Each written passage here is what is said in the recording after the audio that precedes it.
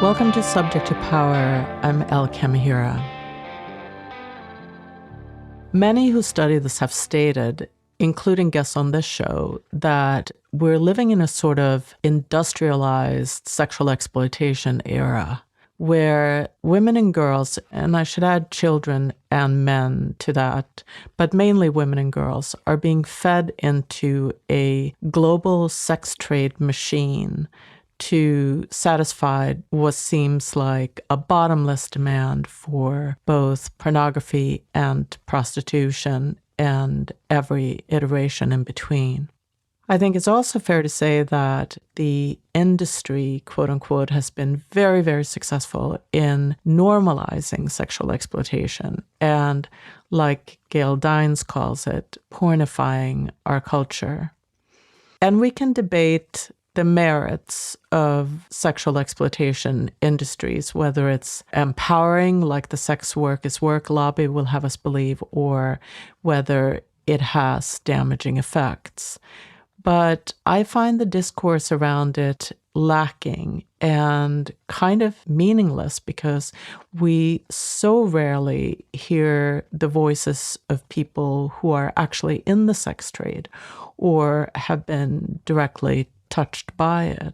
We absolutely never hear from the men who purchase women for sexual use. But as of recently, more and more women who've successfully exited the sex trade are speaking out and telling their stories and joining the conversation. In this episode, I'm talking to Mia Doring, who just came out with a new book, Any Girl, a memoir of sexual exploitation and recovery, about her experiences in the Dublin sex trade, and she sheds a lot of light on all of the above through her own story.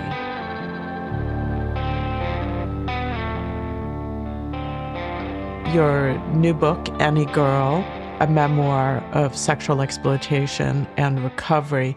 I so appreciate the book. I think there's so much conversation around the sex trade, sexual exploitation, prostitution, that is had by a lot of people who know nothing about it. And I feel like the only way that we can really know what it is really like is to hear from people who have been touched by it in some way. And so I really appreciate the courage that it took to write it and put it out there in the world.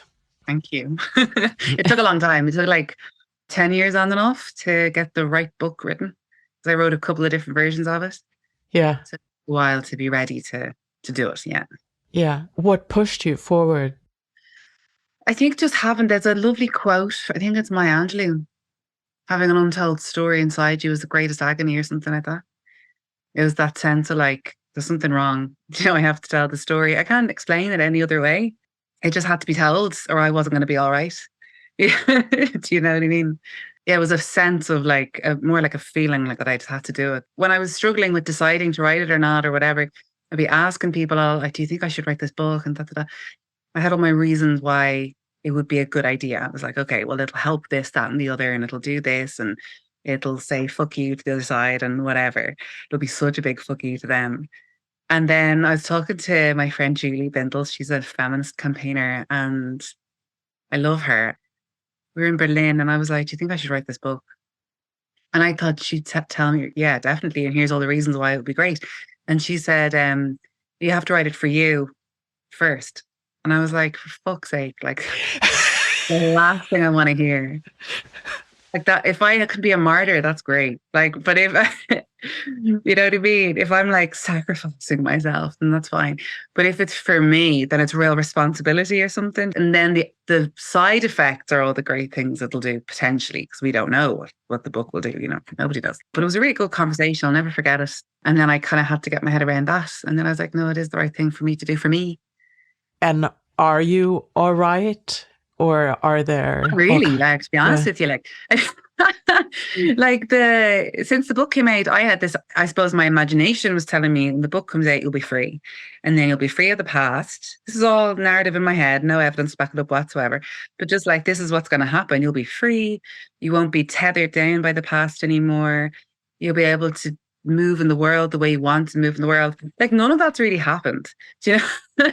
It's just Yeah. I do feel like it was the right thing to do.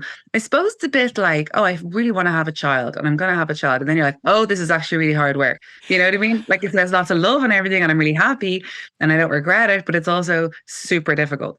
I imagine that might be what it's like where you're like, oh, okay. Yes, all these wonderful things are there because, you know, it is freeing and it is great. And I am doing the work I want to do and whatnot. But it's also been quite challenging, I suppose, as well. Unintended consequences and yeah. Yeah, unintended consequences, fallout that you don't expect, that you're not, that for you it's a common sense and for other people it's not, whatever the thing is at Mhm. all. A lot of other people is kind of not shaming me, but kind of like in their silence shaming me. Do you know what I mean? Not acknowledging Sure. what I did. You know, that's been very, very hard, people in my life. And just the past doesn't go anywhere, you know, it just hangs around anyway. And that because of my expectation that it'll dissolve a good bit whenever it does show up, which is every day. Like I was experiencing this like frustration, you know, and real like down on myself that I wasn't able to be free of it or whatever. But that's getting a lot easier. I'm just like, all right, that isn't what happens when you write a book about something. It doesn't just go away then. The depression doesn't just go away because you wrote a book, like, you know, that kind of thing. So I thought when I started your book, reading about how you got into it and the unconscious conditioning that you received before you were even pulled into the sex trade, I thought, oh my gosh, that could have happened to me so easily. Because that period is so heady when you're discovering your sexuality, discovering men's attention, and you feel very invincible. I felt very invincible when I was like really a young girl. It wasn't like you were trapped into it by nefarious characters. It was a gradual Mm. seduction. I don't know how you Yeah, define it like yourself. Yeah. yeah, grooming. Yeah, I was Grooming. groomed. Yeah. Yeah. Yeah, by this older man who was 100% nefarious, but I did not really realize that. Like, part of me did realize it. I knew it was shady. So, like, he got me on my phone. So, I've been raped, etc. That was all terrible. Then, within that year, this man came into my life via my mobile phone and he was texting me a lot. And he basically groomed me for a year or something via text. But I knew it was shady from the very beginning. I wasn't there going, oh, my new boyfriend. Like, you know, I knew it was shady. I knew he was a dodgy person, but I didn't really care because I was getting all this attention that I needed and wanted. Like you said, you feel invincible, but also you feel like there's no risk to anything. Like, and when you're that young and your prefrontal cortex has not been developed, so your long-term reasoning and thinking about things is not really there. You're just kind of going with it. You're not thinking about like consequences or your risk to yourself or anything like that. And also because it was on my phone, I was just like, it wasn't doing anything to me because it was my mobile phone. It was just texting him. And then, but he was very controlling and very like, I'd text him by a certain time, all this kind of stuff. And he was into me being in school and having a school uniform, etc. That was one of his main things was the fact I had a school uniform. I was 17, 16 when I first contacted him and then 17 when I met him. So the whole getting into the sex trade part was like, I met him in this house and whatever happened, I had this like school uniform and all this kind of stuff. He had a whole like organized kind of stuff that was going to happen. But anyway, when I was leaving, he gave me £100, which was loads of money for a 17-year-old. And it's still a load of money now. I wouldn't mind getting €100 right now. I think I have about €100 in my bank account, or a little over.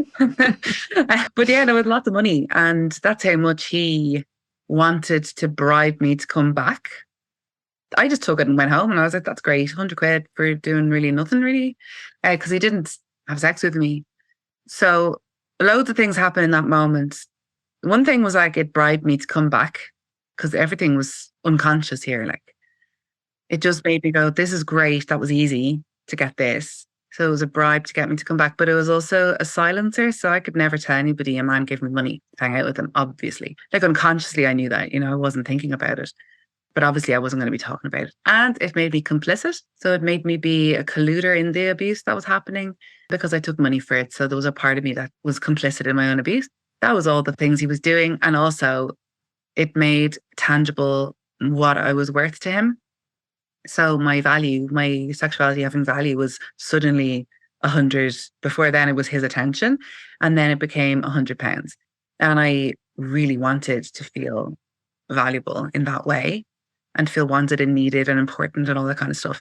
But like to think back, because you blame yourself so much and you take so much responsibility, like way too much responsibility for these things. It's only in recent years I thought like, oh, he had to go to the ATM to take out the money to give me. He had it planned. This wasn't just a random thought he had. But only in recent years I was like, oh, that was a strategy.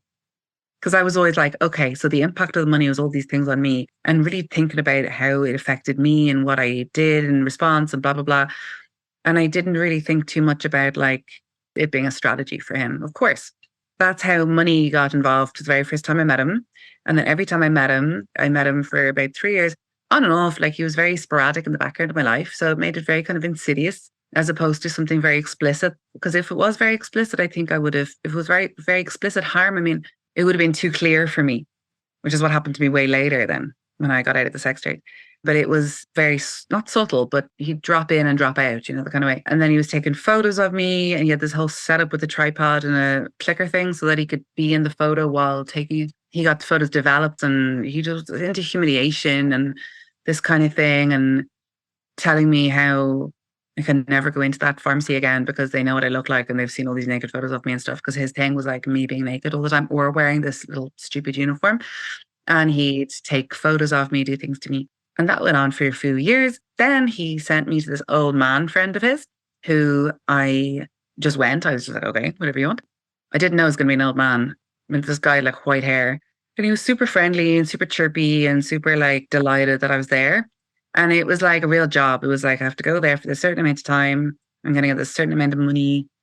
It was like a job as opposed to this other guy where it wasn't a relationship, but it was different. So met him. He was very friendly, delighted, but also really, really violent. So it was a really terrible time there. I can't remember how long I spent there. It was ages. And it was awful. And in that experience, I think that's when things changed for me in a way where instead of like, oh, this is really bad, it was more like I can endure this, unconsciously again. So much of this is unconscious. Like consciously, I was like, I want the money. This is what I have to do to get the money, which makes me feel better about myself. But unconsciously it was like other things were happening, like that sense of like, I can endure this and I'm good at enduring this, all this kind of stuff.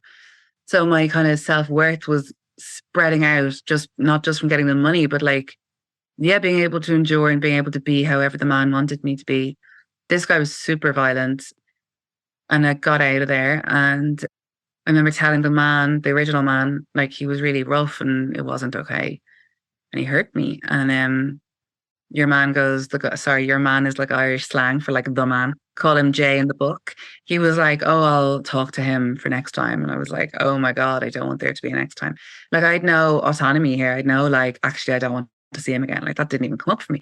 But he was taking photos of me and stuff. I hated it. Like the worst part was when I could hear the whole setup. Like it was so weird. The flash would go off or whatever, and I just cringe. I just hated it. But no part of me ever thought like I can say no to this because I was getting paid. So I couldn't say no. It was like an unconscious thing again. It's like if you're getting paid to make someone a cup of coffee, you're not just going to go, I don't really feel like making coffee for you right now. Like you're not going to do that. It's your job to make the coffee. That's the point of paying, right? Anyway, eventually I got away from the guy Jay because he showed up at my house. I was getting older, like I was 20, 21, and I was starting to cancel on him loads and not show up and stuff like this because I was making new friends in college and I was having like a nice time and my self-worth was coming from other places, I suppose, from other relationships. So I didn't feel the need for his weird attention anymore, but I still wanted the money. So I was still hooked in there because that was a real sense of power for me to have the money. I didn't need the money. Like I was a broke student, like every other broke student, but like I didn't need the money. Like it was that sense of power. Like my sexuality has power. That's what I wanted. So then eventually he showed up to my house all angry one day because I had cancelled on him last minute, which is what I didn't like him. Like I didn't like him at all. And then I was losing respect for him. Like I wasn't afraid of him anymore. It was a better way of putting it. So he showed up at the house because he must have picked me up from there before some other time. And that was way too scary for me.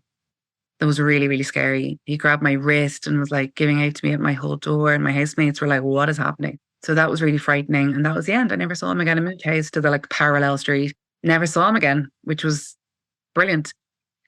But then, so it was like there was like a blurring going on because I can't really remember when the next part happened or how it happened. I really don't remember anything about it, which is really strange. But I can't remember. I knew I still wanted this money to feel like power, like I had power. I had all this other trauma that had happened, and I wanted to be in charge of my body, which I found very difficult with normal relationships, I suppose. I found it very difficult not to go into that kind of real dissociated, outside my body, whatever you want, I'll be kind of thing. So, like, I was meeting nice people and going out with nice people and stuff, some of them anyway, but that was always running at my low self worth. Like, so I got that sense of power and I'm in charge from getting paid, right? Which is so upside down, but that's just how it was. So then I ended up in prostitution and I have no, like I said, I have no memory of putting an ad online. Like I would have had to put an ad online. I don't know how I did that. I don't know how I researched that. Like we didn't have the internet in the house at that stage. I didn't even have a laptop until I was in fourth year for writing my thesis on. Like mad. So I do not know. I do not remember. I don't remember the first punter, but I know that that's when I got involved. I was 20, 21. I remember where I was living. So yeah, I was about 20. And I don't remember it. Yeah. I don't remember any of the first punters. Like I just remember nothing. It's so weird.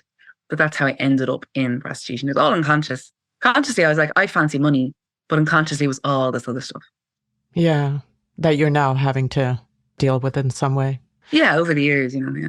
You also say, you talk about how no woman needs to advertise, that men find vulnerable women. Yeah, now I think things are way more scary with things like Instagram and Snapchat and Twitter even and OnlyFans and all this kind of stuff where men can find vulnerable women who might be very obviously vulnerable, because predatory men don't hang around too long. Like they work the same way as any abusive man in any abusive relationship, where they'll seek out vulnerability. If they don't get it fast enough, they'll just discard that woman or girl and go and find someone else.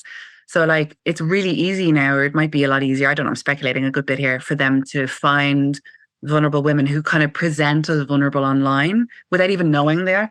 So that's scary. Men will hang around outside. We've got these awful places called direct provision centres in Ireland for refugees, where they're kind of housed while they're waiting asylum.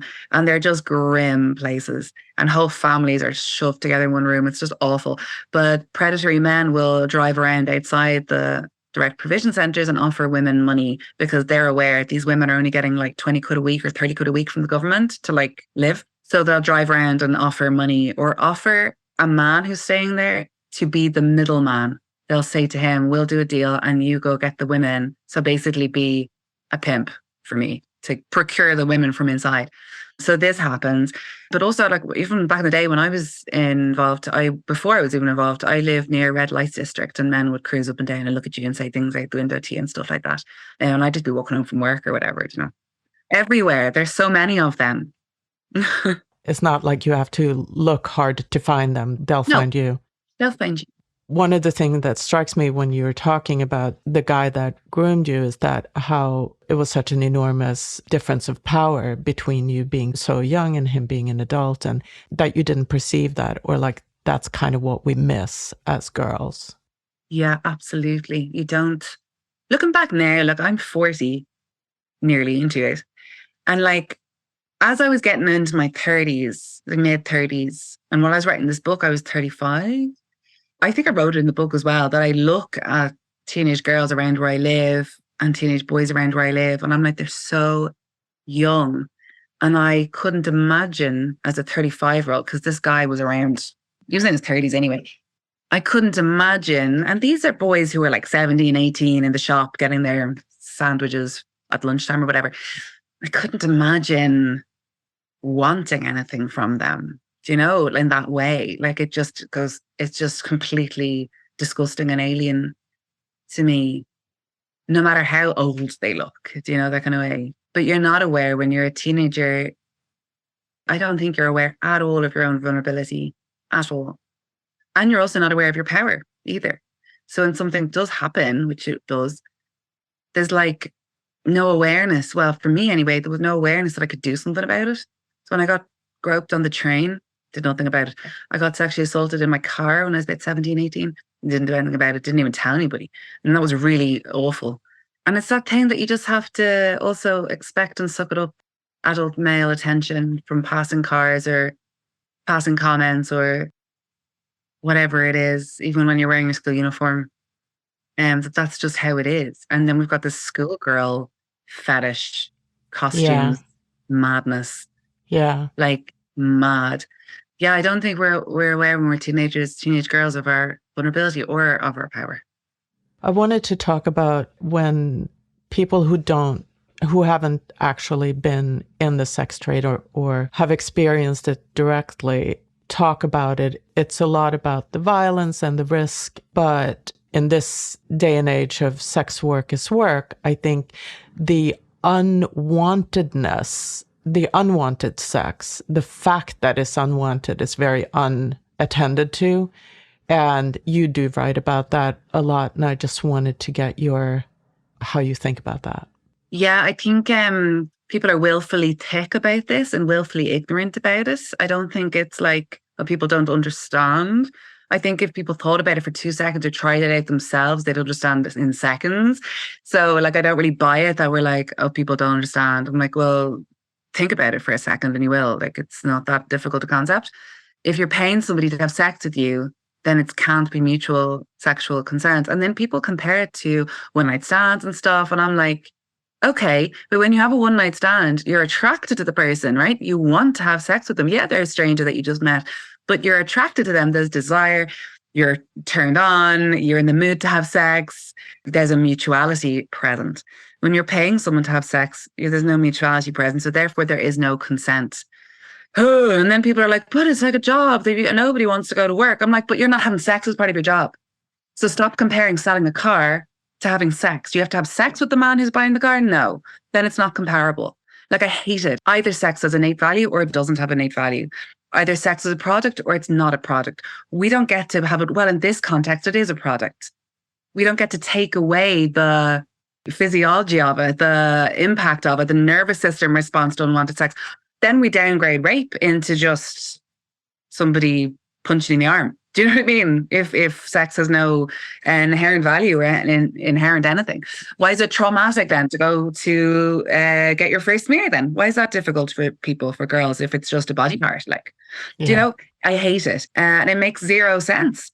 And then we talk about the sex trade being violent or being dangerous and how we need to decriminalize the whole entire sex trade because that will somehow magically on some other planet make prostitution safe. But what they're saying is not making prostitution safe. It's the men are the unsafe thing. So I'm like, okay, fine, let's compare jobs, right? I work as a psychotherapist. I work in a very small little room, 2 people in a room, me and some men. Would you believe I have 3 male clients at night, right? Because night times are the time people want to go to therapy. Usually I'm locking up in my own building. Other therapists have left on a Tuesday night. And I've never once been worried. I've never once been scared. I don't have a panic button. I don't have a speed dial for the police on my phone. I don't have to do any of that. And what's the difference? It's a cash business. They could rob me if they want. Well, it's not cash anymore, sadly for me, but used to be before COVID came.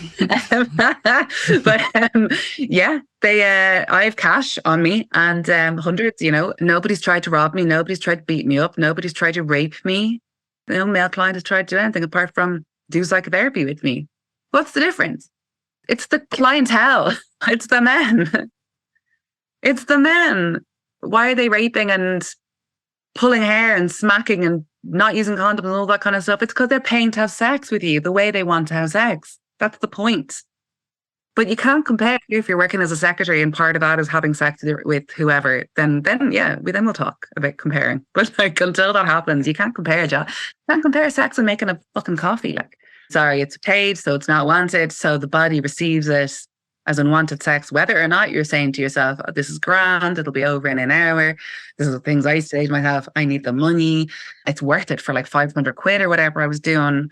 My connection to my body was so non-existent. I could have done anything really and felt unaffected by it, but obviously I was being deeply traumatized the whole time. So that's the thing. If we go by what our minds are saying, well, this is fine. I know these guys are not going to hurt me, whatever it is. But the unwanted sex is the harmful thing. That's why it's a type of rape, and that's why we can't legitimize it. Because it leads to all this trauma. We've got all this evidence that prostitution is really, really harmful to women involved in it. Really, really staggeringly terrible, leads to all sorts of awful outcomes for them, ripple on effect on their families, whatever.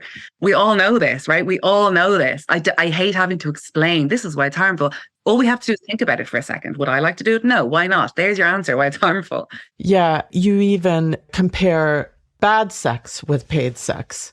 Can you try to articulate the difference between bad sex and paid sex and why one there's is there's no money in just bad sex. So it's just unfortunate. It's consensual, it's mutual. It just wasn't really that great.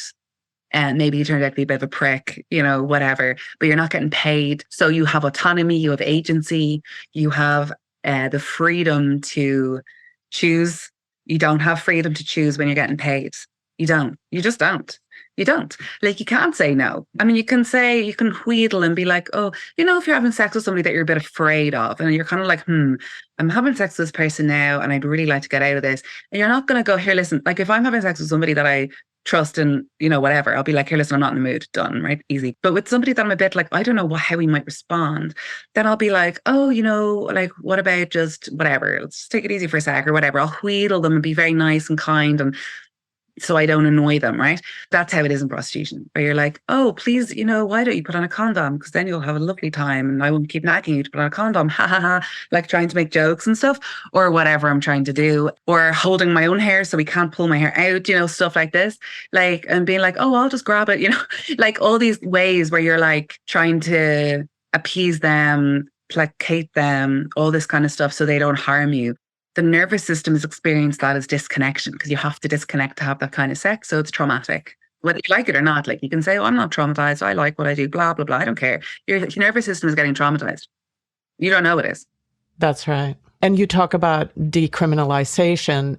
The immediate issue I see is that if you are violated, you can't take it to the police. It cuts off that avenue, doesn't it? I mean, if you're in a place where prostitution is criminal, you have a certain layer of protection. Yeah, you have a kind of a double sort of thing because the punter's already doing a crime, committing a crime. Right. So you have that already in place to then be like, and also this happened. And the woman is in Nordic model countries, the woman is decriminalized. So she's not doing anything illegal. Which means she's safe. And the police are working very hard here to have good relationships with women in prostitution so that they do feel able to come and report to them, etc. Right. But if you decriminalize it altogether. Yeah, you'd be a lot less likely to go to the police. And decriminalizes the entire sex trade.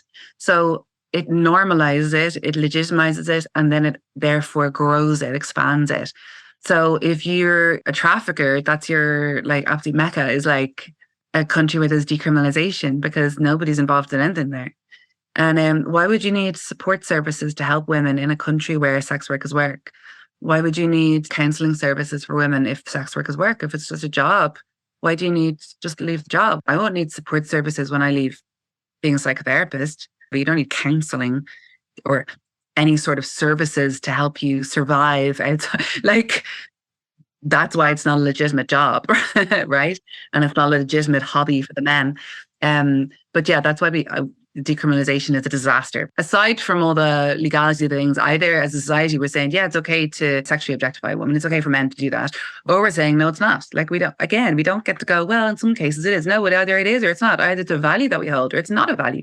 Like, we don't get to shift and change the goalposts in all these kind of cognitive gymnastics, language, alphabet soup bullshit, where you're like, what did you even just say to me? Like, when they're trying to argue things. You talk about trauma in a couple of different ways. One, that prostitution itself or being in the sex trade is reenactment of trauma. How do you look at it? Yeah, so one thing that happens with trauma is that, just for an example, if you're raised in a chaotic environment as a child, you're going to be more drawn to chaotic environments, chaotic people, as an adult in the world because that's what you're used to, right? It makes sense, right? The neural pathways are laid down for that behavior that feels familiar. We like familiarity, even if it's really terrible familiarity, we prefer that. It feels safer than doing something different because the nervous system is going, oh no, that's new and different. That's scary. Let's not do that. It doesn't understand until we've done it a few times, laid down those neural pathways a few times. Oh, actually, this is safe for us. If we're not aware of anything, which most of us aren't, we're not cognizant of all this kind of stuff. We just kind of do what feels right, or what feels good or what feels safe. And a traumatized nervous system is always looking for safety, which is awful and ironic because women who've been sexually violated are way more likely to be violated repeatedly exactly because of this. And this isn't victim blaming at all, but it means that you're more drawn. It's like a woman who's drawn from abusive partner to abusive partner to abusive partner. It's the same process of reenacting. So it's unconsciously, there's a part of us that's if I can tell this story or own this story my own way, I'll get a different ending. So we do similar behavior or are drawn to similar things in an attempt to create a new ending, but we'll never kind of create the new ending. You're just getting more and more harmed. It's trying to be in charge of the story. But we're just getting harmed again. We don't know we are, though. We don't know that's what's happening. I certainly didn't know. I thought it was a great idea what I was doing because I was getting all this money and I got to feel in control and powerful, in control of my body. But of course I wasn't. But I didn't really know that. Yeah. That's sort of what reenacting trauma is. Not a very good explanation. I think it's a great explanation, actually. And the other way you talk about trauma is that or the trauma you experienced from being in the sex trade is that, I don't know, I just found it very moving that you come out feeling disconnected, that it disconnects you from existence itself. Can you try to articulate that? Yeah, trauma. If I know we throw the word trauma around to mean anything now, but anything bad happening or any unpleasant day or whatever it is. I had a very traumatic day, whatever. So annoying. But trauma, if we think of it in real terms, it's profound disconnection, internal disconnection. So it could be the traumatic effect of a car accident or whatever, but coming into relational trauma, that's a profound disconnection inside ourselves in order to survive. So, for example, again, if we're raised by an alcoholic mother or father, something like that, we have to dissociate, we have to split, we have to disconnect inside ourselves in order to survive that relationship. Because for a child, their mother's love, just to go with mom here, it's life or death for a small child. It's literally life or death. It's if mom doesn't love me, I die. So again, they're not thinking it. It's that unconscious piece. If my mother doesn't love me, I'm going to die because I need her love in order to live, to survive. So I need her to love me. If mom isn't giving me unconditional flowing love, or if it's unpredictable or scary or chaotic or very conditional on how I am, I can't be genuine. I can't be myself. I can't express my feelings or my needs or my wants or anything like that, because it all depends on whether I'm pleasing her or making her comfortable or making her okay. So I have to disconnect. So the same thing happens in any relational trauma where you have to disconnect in order to survive the thing that's going on. Because if I was with the punter and I was connected to what was happening, I'd absolutely freak out. I'd freak out. I'd start screaming and crying and running around and getting away from it. I'd suddenly be incredibly, incredibly terrified. So there was a part of me, that survival part, that was you can't do that. You can't. It's too risky. You can't do that. So I had to split and numb out. And then the aftermath is kind of a chronic dissociation where you're just kind of chronically, that sense of not really belonging or feeling like another or not really connected to the world, that kind of chronically stays with you. So that you're now, not in the sex trade now for a million years, but it still stays with me, the sense of I'm not like other people. I don't really belong. And I still get all dissociated and stuff like that, where I'm not really sure what's going on, or I'm not able to think straight. It's really hard to explain dissociation, but it basically means where you're not really inside yourself anymore. You're kind of shut down. It's like that being in the body is too, because again, if you were in the body, you'd feel all the feelings that were appropriate for this violation that was going on. And there was that protective survival part of you can't feel those feelings because it's too dangerous for you to feel those feelings. You just got to make sure he's all right and that he leaves. Then the problem is if you don't have after traumatic event happens, if you don't have an empathetic witness, I don't know if you've ever been mugged or something like that happens, and or something scary happens or some big argument happens, and you want to tell the story over and over, and you're kind of telling anyone who listens to you what happened, right? That's your nervous system discharging the trauma, right? So anyone who'll listen to you and who's a safe person who's not going to judge you. And that's that instinctive drive to heal, is by having an empathetic witness going, God, that sounds awful. That must have been so scary, whatever. And that's how we heal. But in prostitution, obviously, so much secrecy and shame around it. I wasn't going to tell anybody that something happened to me right after. Obviously, I wasn't going to do that anyway. So that just kind of compounds that disconnection, dissociation. So these two versions of me nearly grew, where I was like going to college, being normal, having normal relationships, normal friendships, all that kind of stuff. And this other very traumatized part of me was doing the reenacting of the trauma. And then it was too dangerous and I wasn't able to connect. It's like women who've been raped and they freeze, it's the same thing playing out there as well. It's not safe for me to move or fight back or whatever it is. I'm going to freeze. Freeze or flop. I know there's a new term now. Flop is good, fawn as well. They're both parts of freeze. So you've got fight, flight, freeze are three. And then part of freeze are flop and fawn, the collapse end. A lot of people have heard of fight, flight, or freeze. So you've got the activated part of the nervous system, which is like fight or flight, where you're moving and your action, there's stuff happening. So you're able to take action in that way. Then you drop down the ladder of the nervous system, let's say, down more towards freeze, like total catatonic. There's a term playing possum, possums, and they just kind of flop there and pretend to be dead. And then the predator doesn't want them because it goes, well, I don't want a dead animal because that's not safe for me. So it's not going to eat it. And then they just kind of get up and get on with their life. But that's what flop does. So a lot of people in trauma, like you get attacked and then you realize you get shot or stabbed or whatever, and you don't feel any pain at all. The body just shuts down. The more, I suppose, a threat to life the event is, the more you're going to go into freeze. So when I got raped, for example, I was like super flop, super freeze, just wait and endure, freeze and endure, wait till it's over. That's the safest thing for me to do here, because freeze is the closest to death. So when you feel like your life isn't under threat, which rape is, most people respond out of the freeze place. And fawn is like trying to please the predator, trying to go along with their plan or be part of it in some way, because it's like a kid who goes along with being bullied. That's fawning. You're trying to make it be okay for yourself, because realizing what's really happening, that you're being targeted by bullies or that you're in a lot of distress or that you're being raped, whatever, is too much to acknowledge. So if you're like, oh, yeah, this is fine, I actually did really want to have sex, and you kind of fawn along with them, that makes it feel that you're like part of it in some way. I wanted to get to the men. You talk a lot about the myths and truths of what men get out of buying prostitutes and what they don't. So I just wanted to kind of get into your thoughts on that. Like, generally speaking, who knows, right? For a start, because these men aren't talking about anything. They're not coming together in organizations or groups or whatever, or little circles of meaningful connection with each other to discuss what they're getting out of this. They're just doing it, and they're in the shadows as usual. There's over 100,000 of them here in Ireland, and 1 in 15 men regularly pay for sex here. But I think generally speaking, they get out of it a sense of power and control. And that's it. Because if they weren't paying for sex, they can get their lonely stuff sorted in other ways. They can make friends, for example. That's a way of sorting out your loneliness. If they wanted to have sex with a woman, they could work on their skills to attract a woman. They don't have to pay for it, We have all these like really irritating defenses of men. Like, what about disabled men? And I'm kind of like, what about well, okay, first of all, I don't care if they're disabled or not. That's really got nothing to do with it. But secondly, what about disabled women? What are they doing?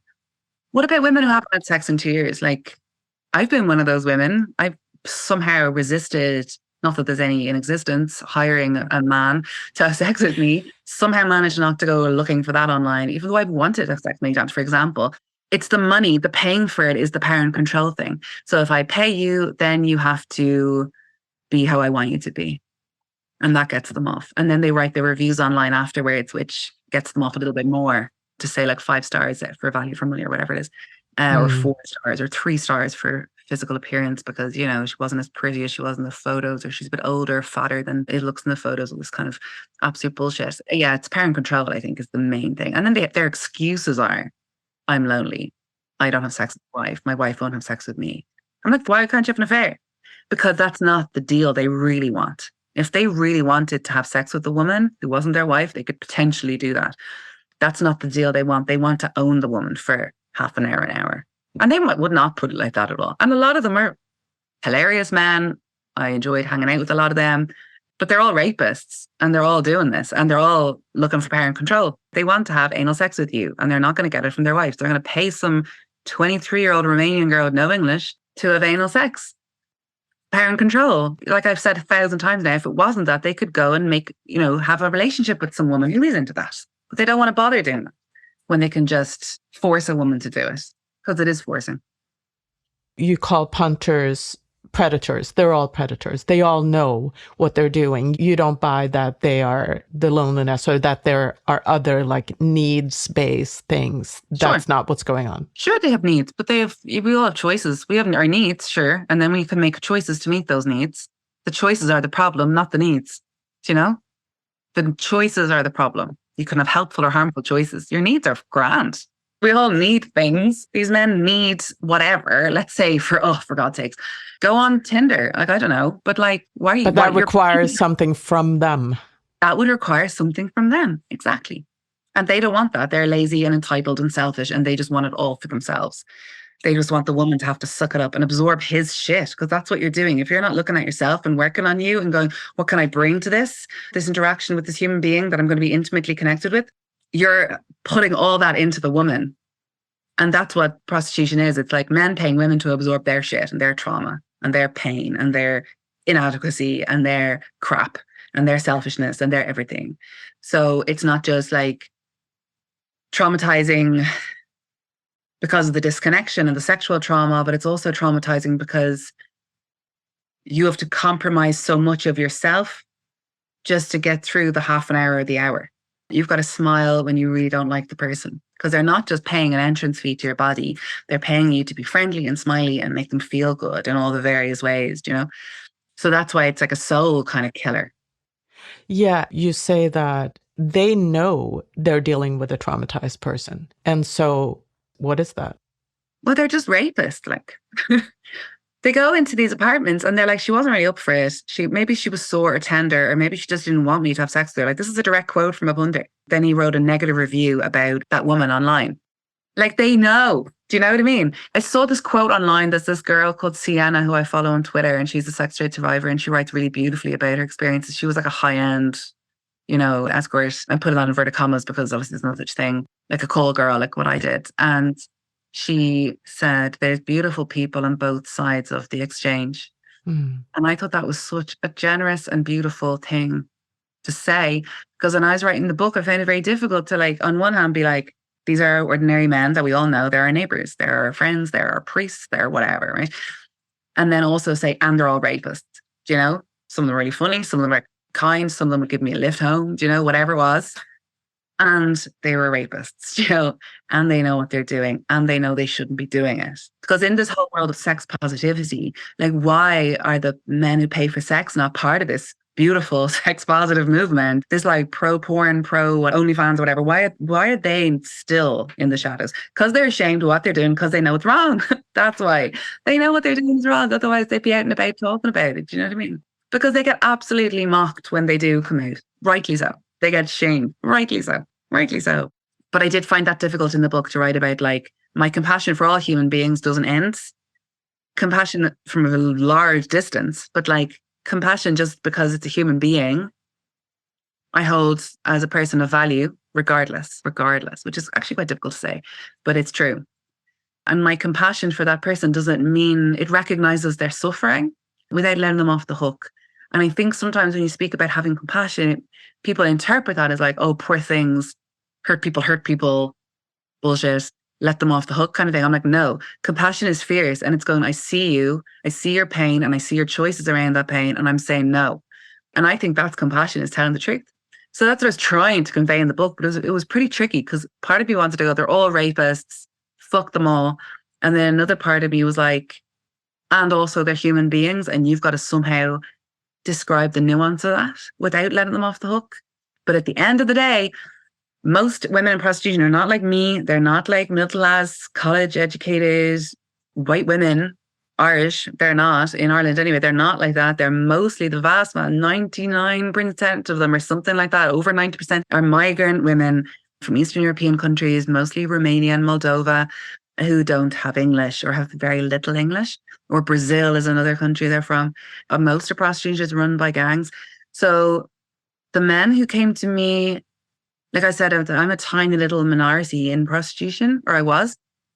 Most of the time, the men are going to some horrible little apartment. They're giving money to some man. The man knocks on the door and the time is up.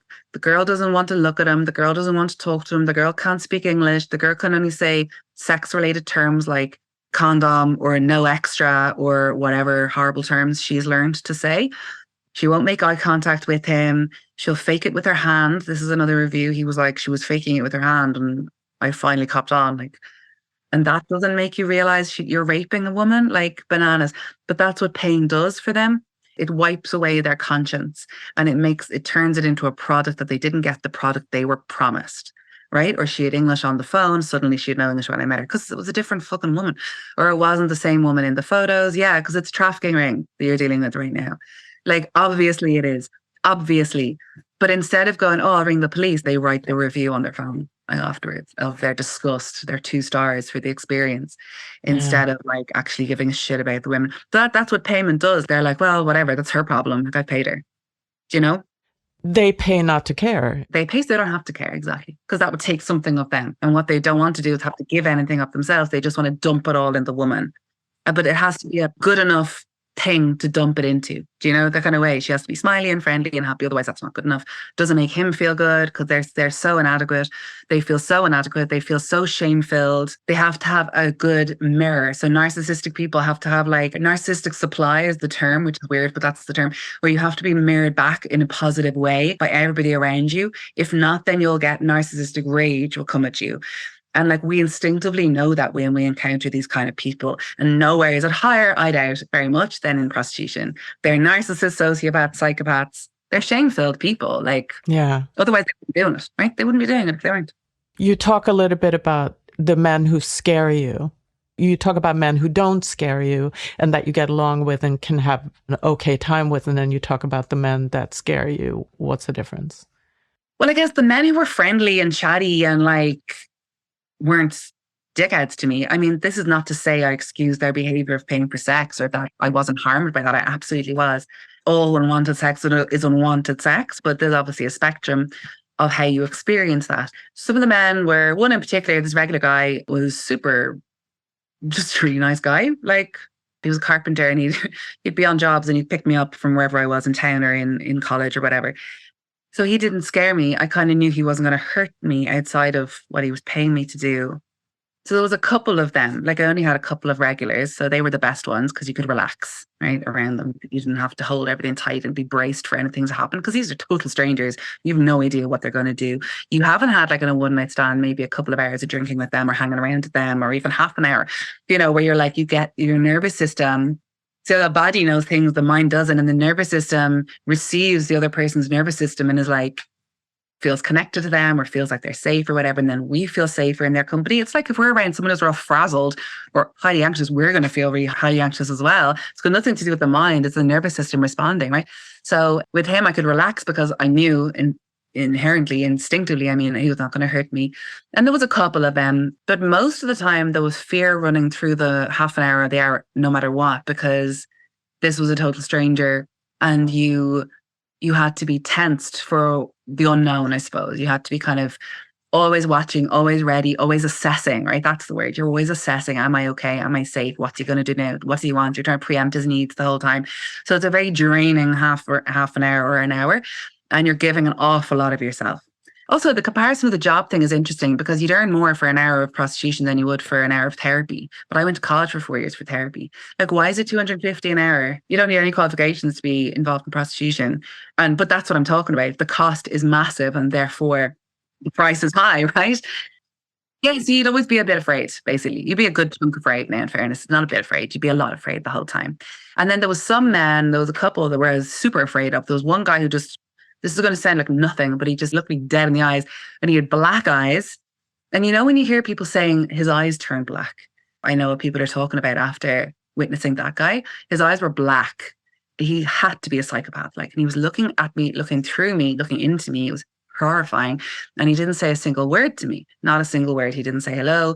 He came in, he sat down, he was just sat there, he took off his belt or whatever, got himself all ready, but he didn't speak to me once. It was so incredibly disconcerting. And like I was saying about nervous systems, his vibe was like ice. It was so terrifying. And I remember being like, I have to be very careful here, and I've got to be like, just really make sure he's okay, and that he, be however he wants me to be, so that I'm safe, because I knew he could kill me. That sense. I was like, he could kill me. Like, it's in his wheelhouse. Do you know, that kind of way? I got that, like, very strong, very direct, unspoken message. You're in a lot of danger. But luckily nothing happened, and it was just normal, but it was frightening. And if you're not at ease having sex, like, we're doing whatever it is you have to do, that is so damaging. That is so incredibly traumatic. It's so harmful to the body and to the mind. And again, it's the nervous system which carries everything. It's the nervous system that informs our feelings, our thoughts. Sometimes we think we have to change my thinking and my mindset. No, you don't. You got to meet your nervous system where it's at, and then your feelings and your thoughts will change on their own. They follow the nervous system around, not the other way around. But we think our mind will lead everything, but it doesn't at all. But again, I wasn't aware. I was just like, phew, well, that guy's gone. I wasn't sitting around thinking, now I'm now deeply traumatized by that experience. We're not aware. We just experience disconnection. And then we're like, why am I so depressed all the time? Why do I want to drink all the time? Why do I want to take drugs all the time? Why am I having sex with these random people all the time? And we're kind of like, that's a thing I do. That's weird. We don't understand what's going on for us because it's all so unconscious. But this other guy was super violent. He was the last guy, super violent. He was like in his 30s. I was like 24. It was the very last punter I saw. And I went in, and he, again, didn't speak to me, super cold. I was just a piece of machinery, or like a piece of furniture he was going to use. He was watching TV. He didn't even turn around. He'd opened the door of his apartment. I went in, all very dark. He was watching American football for some reason on TV, and like didn't even turn around to say hello. So I just kind of stood there in the door, kind of going, hello. And then he comes over and he was like, "Do you've changed?" And I was like, "No, obviously not." Then he was annoyed that he had to give me more. And I was like, well, okay. And it was just awful. But what they want from you is like, oh, it's lovely to see you, and like blah, blah, blah. But in fairness, actually, these psychopathic, sociopathic ones, I don't think they give a shit whether you're happy or not, or whether you're smiling at them or not. I don't think they really care. The narcissists, which is most of them, they just want to wallow in this sense of power and control, and being adored or being looked at or being smiled at or being like said yes to a million times for whatever they want. But I don't think the psychopaths and the sociopaths, and it all sounds very dramatic, they're everywhere, these people. I don't think they'd really give a shit. They're the men that rape women. They're the men that do whatever. Like, I don't think they care whether you're smiling at them or being friendly or not. They're just like, just do what I want you to do. But he got really violent, and he hit me, and he had my hair, and it was really scary. And he was trying to rape me, and super physically like painful. And I got out of there, and then I was in my car, and I was like, oh my God, my body was like in such pain that I just thought, you know what, I actually, like, it was like my body finally was like, I can't, this is too much for me to bear. Because I'd be hurt before, like things like smacking or hair pulling or just sex would be painful or whatever, but it was kind of dealable with. Do you know what I mean? It was tolerable. But this wasn't tolerable because I was in such a heap in the car outside, and my body was the thing that was like, here, this is our breaking point now, and I'm giving you very direct messages that this has to stop. Because the other messages I've been giving you have not been enough, clearly. Because I'd be feeling sick before seeing a punter, anxious, like nauseous, like shaky, like all this kind of stuff. But I was so disconnected from my body, wouldn't even notice that was really happening, Or I'd be like, oh, I wonder why I feel sick. That's weird. I must have been something I ate. Like, I would not be connecting at all. My head and my body were in two very different places in order to survive, which is weird because then people victim blame me all the time. They're like, but you chose it. I'm like, yeah, I'm explaining to you why I chose it. But they still will be like, yeah, but you chose it. You got your money. So what's the problem? I'm like, yeah, so I'm just explaining to you how that, I don't even bother anymore. If people are willfully like, but you chose it and you got paid and you made your money, I'm like, there's literally no point in explaining to you absolute ignoramus, like what actually happened. But that was it then. I'm done then. I was like, all right, that's it. It was too scary. It was too scary that night. So it was really my body after that. Because if this was worse, somebody would have to know what happened to me. Even if it's A&E, somebody would have to know, some doctor would have to know what happened to me and how it happened. And then other people in my life would also have to know. because I was really Mm. young. I was like 24, and Yeah. it was just an instinctive thing of like, no, this is bringing these two worlds way too close together. Like I'm not invincible, actually, and I am one whole human. I'm not various versions of myself spread around the city doing this. How did you put yourself back together? Or Well, I actually moved to Berlin and my sister lives there and it's a real second home for me anyway. But I moved there and I met this boy and within a couple of months, like I wouldn't have said we were in love or anything, but it was a really good, normal relationship with somebody who had very little experience, very little sexual experience. It was just really wholesome. And that's what I really needed. And the wholesomeness still breaks my heart whenever I experience kind of something that's real wholesome and real like I don't even know how to explain something very beautiful, wholesome, pure. My heart really breaks in those experiences. And I find it very sad. Like it's weird, but I do. Like it's really sad. But I really want to do wholesome things all the time. But then I find it really hard as well at the same time.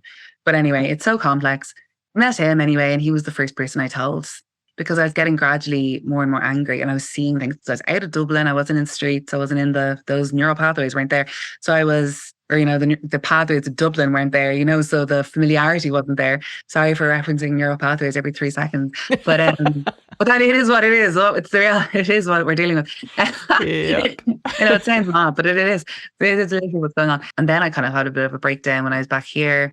Without going into the big long story, it was like the Berlin thing was the best thing because I had distance and I was able to see and I realized I was angry. I was really angry all the time. And I realized I'm angry at the punters. I was angry because of what they did to me. That was like a major revelation to me. And then I came home and started writing a blog, and writing that really blew up. It was really frightening. It was called Secret Diary of a Dublin Call Girl.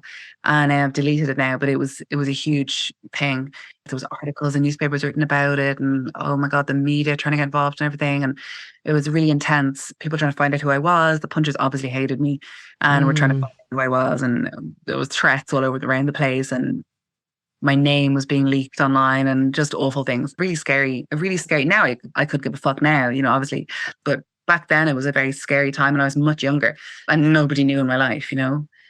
So really writing and then slowly telling some friends and stuff. And then there's this organization here called Rahama that helped me out a bit with a caseworker. And it was just good having somebody who got it. And then I got involved in changing the law.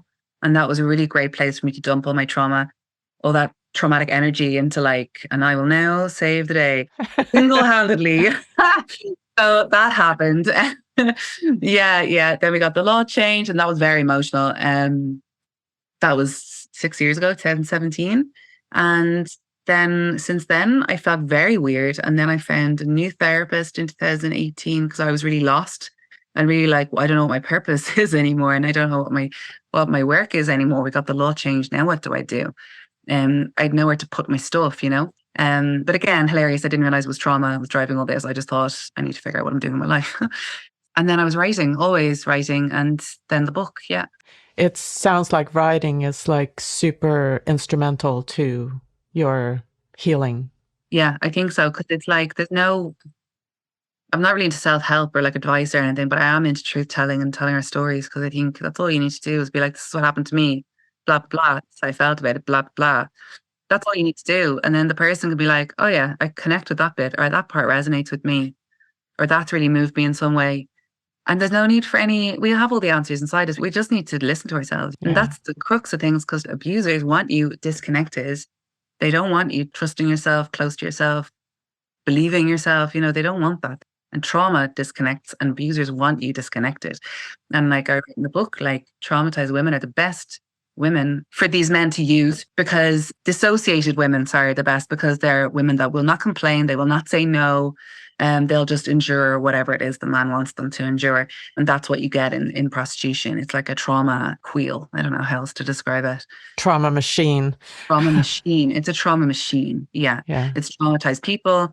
This is not me saying hurt people, but it's traumatized people because how can you be so harmful to another person if you're not expurging your own crap at them? They're shame-filled, they're narcissistic, so they have a deep wound that they're dumping on women, I guess. I don't really know, but I'm guessing. But I also have a traumatic deep wound and I'm not trauma dumping it on people. So that's what I mean about the needs and the choices. We all have our needs. How do we meet those needs is what matters. Or do we meet them in a moral way? Or do we meet them in a really immoral way? And women are not doing the incredibly harmful things to men that men are doing to women. Exactly. So like, as much as I accept and acknowledge, yeah, sure, they carry deep wounds, but like all human beings carry deep wounds, all of us carry deep wounds. So what about the other men? So there's 1 in 15 men here pay for sex. So the 14 other men, like, are they just marginally not harmed? Are they just marginally not traumatized? Like, what's the difference between the men who pay for sex and the men who don't? I'd love to read a study on that. Julie Bentel did a piece of research I don't know, years ago, interviewing like over 100 men, and that's available online. That's an interesting one of the things they say. It kind of comes down to parent control and like sexual entitlement, eroticized entitlement. I think prostitution, sex trade, pornography, all of it is lowering the quality of life for all women. It has a global effect. And we don't pay enough attention to that. So we want to separate things. We want to put the bad women, prostitutes or sex traders over here, and then the rest of womanhood sort of in a different compartments. I think we overlook a great deal the overall impact it has on all women and all girls and all boys. Yeah. But one thing I've been thinking about recently is how confusing things are for boys growing up. We're saying to them, oh, you have to get consent, and consent is very important in sex. And we're using the word consent, which is also annoying because it's like about getting consent, giving consent. It just means to comply. It doesn't really mean anything really. Sure, I'll have sex with you for €100. Like, that's me. I'm giving my consent. Yeah. So you got my consent. So you're not raping me, but you are raping me because it's not mutual. I just really, really, really have problems with the word consent because it's too simplistic for something that's nuanced, But mutuality, the word mutuality, desire, that brings it home to what actually consent, sexual consent actually is. It's not compliant. It's not just saying yes or no. It's about mutuality. But I think it's confusing for boys because all this talk about consent and, not objectifying women and talking about porn being, well, in Ireland, the conversation is very slowly getting around to talking to kids. Again, it's really in the early stages of like, porn isn't healthy, but they still say things like porn is a fantasy, it's not real. And they're going, oh my God, it is real. These women are being harmed. Like, that's the problem. That is the problem, and the problem that they're getting paid for it. But we're at the baby steps of like how to talk to kids about it. And I'm not a kid person, so fair enough. I don't know what I'm talking about, but like, telling kids porn isn't real, you can't expect that from girls, blah, blah, blah. And then we're saying OnlyFans is fine and sex work is work. And if you want to be in porn, you do you, Mm-hmm. And then you got these boys commenting on girls' pictures on Instagram, what's your OnlyFans? Like, it's normal. Or in group chats, like, it's normal. It's normal. I can't tell you how normal it is. So on one hand, we're going, oh, porn's bad, objectifying women's bad, catcalling's bad, you got to get consent, make sure you don't harass a woman, don't follow her up a road, cross the road if you see a woman in front of you, don't scare her. But OnlyFans is fine. Jerking off to like women getting brutalized is fine as long as you realize it's not real, which it is. Right? It's so confusing. It must be so confusing to be a 17-year-old boy or a 16-year-old boy or even younger now. It feels like, I think you say this in your book too, the water we swim in. Yeah, it's everywhere. Violence against women. It's so normalized, male violence against women, that we don't even see it when it's right there. You know what I mean? Yeah. And it's so normalized and it's so the water we're in that, exactly like you said, when something unpalatable is there, like sex trade or whatever, because it's men doing stuff, or rape or whatever it is, we're like, well, that's, that kind of woman. Or Mia's an extreme case. Her story's extreme. It's not extreme. It's pretty average, getting groomed into prostitution. Like, we just don't hear about it, so we think it's extreme, Or yeah, that's the type of person she is, or she was asking for it in various ways, or whatever way we blame the victim so we don't have to see the water we're all kind of drowning in. Yeah. That's my take on it anyway. It's like it's a swamp and we're just like, oh, the swamp is fine. This is our home. And then if someone goes, this is a swamp, it's like, oh no, you're the problem. Get out of the swamp. Like, instead of just like, yeah, we're in the swamp, what are we going to do about it? We don't want to see it. We're all human beings in a swamp together. Of course, we're all going to survive in various ways being in the swamp. And I know I wreck people's heads, the amount I talk about prostitution and whatever. I know it's annoying for people to hear over and over again.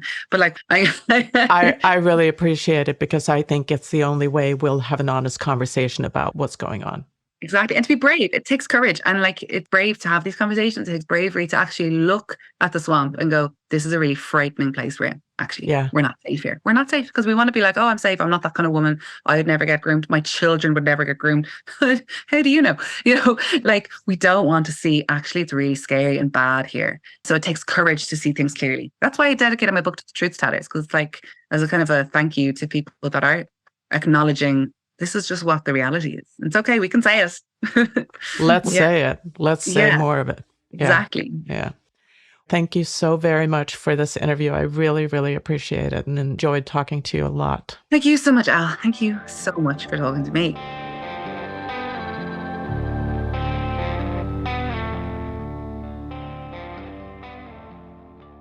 After my interview with Mia, I'm reflecting on the notion of victimhood.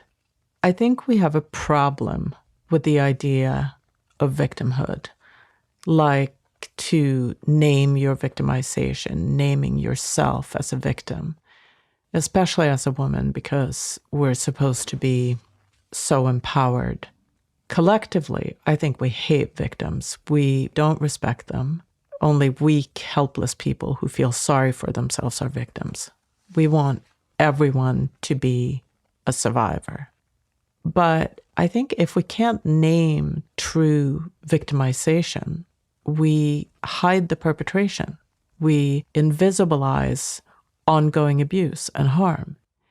And we stick the victim with shame that does not belong to her. In order to be a survivor, you must live through victimhood. And I believe we need to give women especially the right to claim victimhood without shame.